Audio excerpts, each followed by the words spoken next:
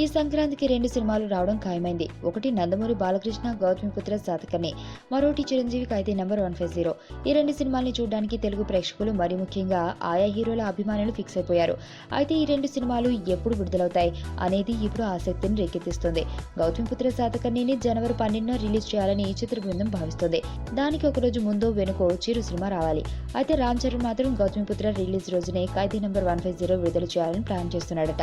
అందుకే release date ఇంకా స్పష్టంగా ప్రకటించలేదు.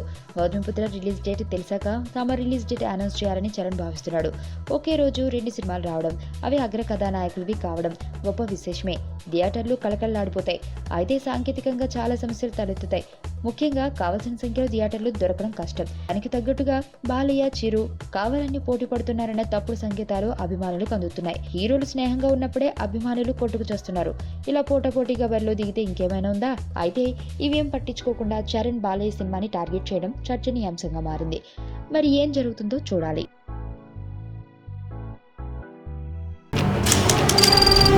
నీ స్నేహితుడు ఎవరో తెలిస్తే నీ క్యారెక్టర్ తెలుస్తుంది. నీ శత్రువు ఎవరో తెలిస్తే నీ కెపాసిటీ తెలుస్తుంది.